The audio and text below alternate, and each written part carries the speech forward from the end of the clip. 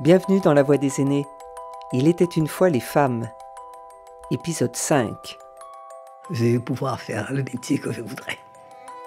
C'est avec Dany que nous allons entrer dans l'univers social, politique et professionnel des femmes. Ces femmes qui ont eu 20 ans dans les années 40. Elles ont connu le droit de vote en 1945, la possibilité d'exercer une profession et d'ouvrir un compte bancaire sans l'autorisation de leur mari en 1965. Je ne veux pas me faire autre que je ne suis. Je suis assez discrète sur moi. Dany, elle, ne s'est pas mariée. Elle n'a pas eu d'enfant, mais elle a exercé le métier de ses rêves. Je suis le numéro 4 d'une fratrie de 6. 5 filles, un garçon. Les filles ont pesé parce qu'elles étaient les aînées et que nous avons perdu notre mère très jeune. Ma mère est morte le 16 juin 40. J'avais 12 ans quand elle est morte. Mon père s'est retrouvé veuf à 45 ans avec 6 enfants à élever et qu'il a élevés seul. Mon père avait 45 ans, nous n'avons jamais pris un repas sans lui. Il faut avoir vieilli pour se rendre compte de ce que c'est qu'un homme de 45 ans, qui a perdu sa femme en l'espace de quelques heures. Ma mère avait fait sa classe le samedi après-midi, puisqu'il y avait les cours du samedi toute la journée. Elle traverse le palier pour aller bavarder de livres avec sa voisine et elle a un accident vasculaire. À 3 heures du matin, elle était morte. Vous savez, ce sont des chocs on se remet par la force des choses et on prend surtout, je dirais, beaucoup de distance avec tout le reste. C'est un peu ce qui m'est arrivé.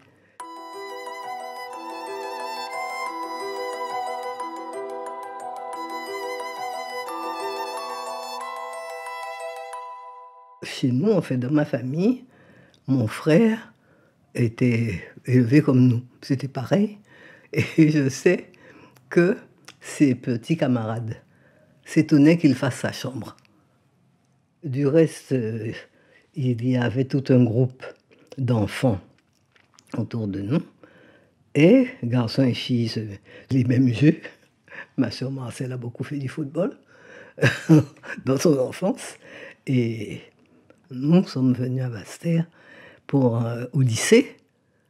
Mais toute notre petite enfance, nous l'avions passée à Gauzier, 7 km de Pointe-à-Pitre, qui était un petit village de pêcheurs très attachant et qui est devenu une banlieue extrêmement vilaine et quelconque.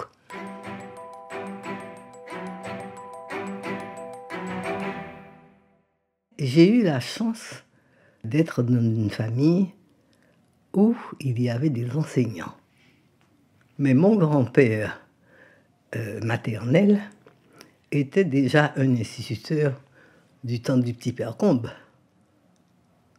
Alors j'ai été élevée dans un milieu où l'éducation, l'instruction avaient une place primordiale et où, je dirais, puisque les enseignants sont quand même des éveilleurs, on vous apprend à regarder et à écouter.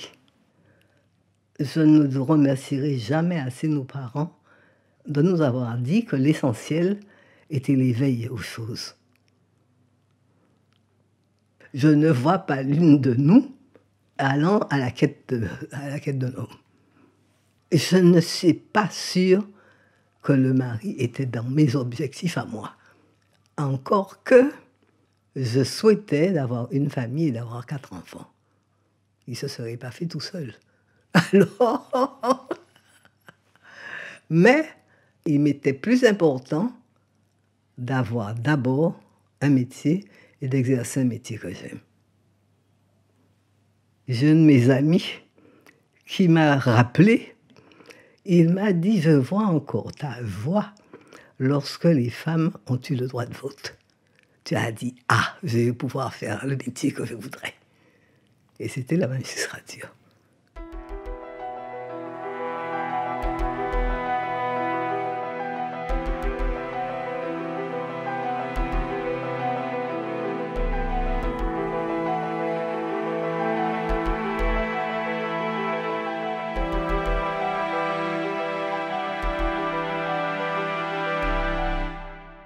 J'ai été répétitrice au lycée de Basse-Terre en attendant, puisque mes 2 sœurs aînées étaient, elles, étudiantes, sans bourse, pour les ressources d'un inspecteur des impôts qui s'était trouvé veuf à 45 ans.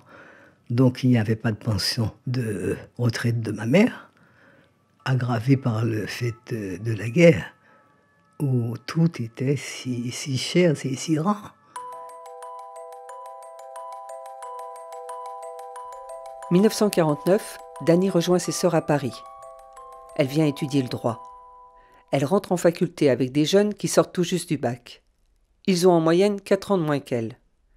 Difficile de trouver un mari dans ces conditions. Mais pour Dany, il y a une autre raison à son célibat. À Paris, les jeunes gens maintenant, ils ne savent pas ce que c'est que l'emprise des concierges. Ah non, pas de garçon ici. Et des choses de ce genre. Hein. Mes sœurs avaient un petit 2 pièces chez Madame la Marquise Pelletier de Chambure. Madame Robert, la concierge, m'a regardée et elle m'a dit « J'espère que vous êtes aussi sérieuse que vos sœurs. » Et le seul garçon qui venait chez nous, c'était notre frère. J'en suis à me dire que nous avons peut-être été trop heureuses de notre milieu familial. À ne pas penser qu'il pouvait y avoir mieux, peut-être, je ne sais pas. Ce sont des orgueils qu'on dissèque après, mais il y a peut-être eu de ça. Non, mais il y a surtout eu que pendant tout le temps où on était étudiant, il n'était pas question d'avoir un autre objectif.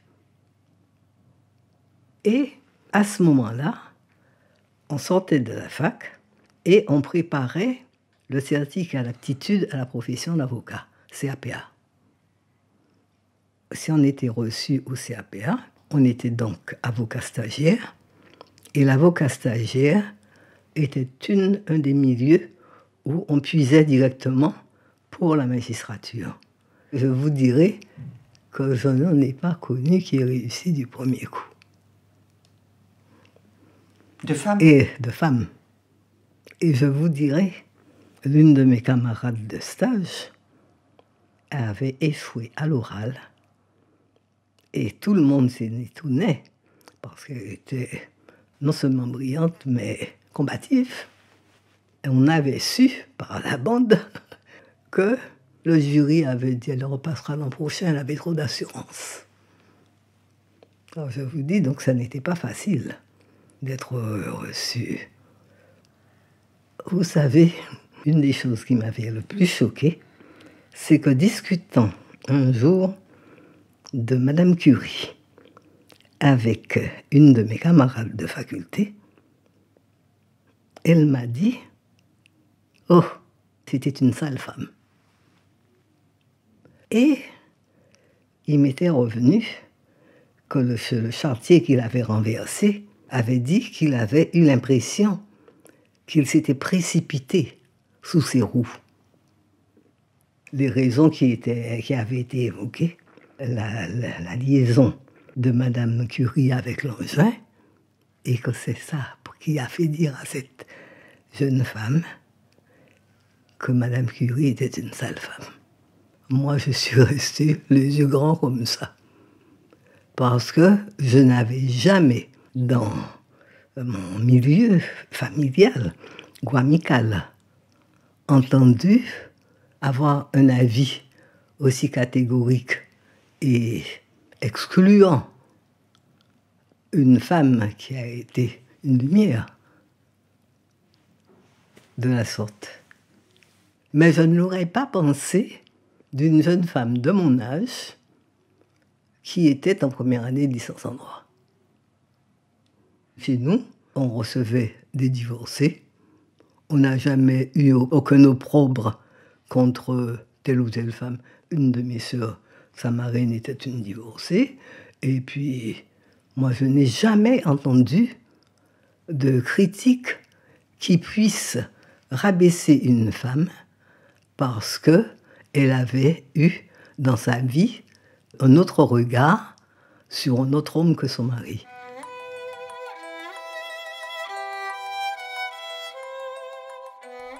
En lui demandant si elle n'avait pas été victime de préjugés en tant que femme, de surcroît noire, elle m'affirma « Mais non, moi je ne peux pas dire que j'ai souffert de préjugés.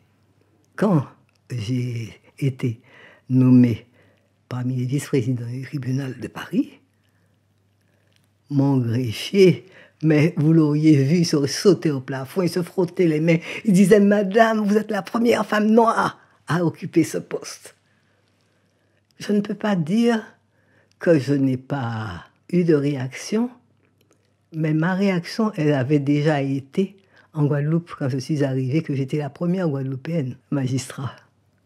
Et la première femme magistrat qui arrivait dans le ressort de la cour d'appel de Basse-Terre. Dans l'ensemble, les femmes guadeloupéennes, elles étaient fières. Chaque fois qu'on m'a manifesté un sentiment, ça a été pour me dire bravo ou des choses de ce genre. J'ai terminé ma carrière comme président de chambre à la cour d'appel de Paris.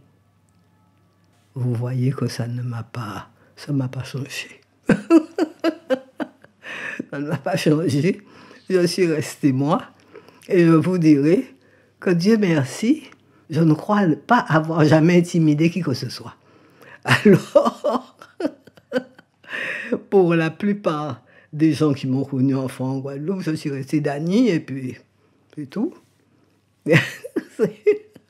Et Dieu merci, je n'aurais jamais été retenue par le fait que je me serais dit « c'est pas encore la place d'une femme ».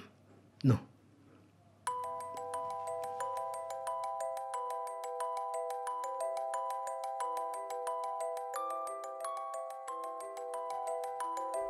La Voix des aînés, une production signée Partage de Voix, avec le soutien de la Fondation Corian pour le bien vieillir. Réalisation, Sophie Pillot, Agnès Maton, Michel Créis. Musique, David Gubitsch. Retrouvez leurs voix, leurs souvenirs, leurs confidences sur le site de la Fondation Corian pour le bien vieillir et les plateformes de téléchargement.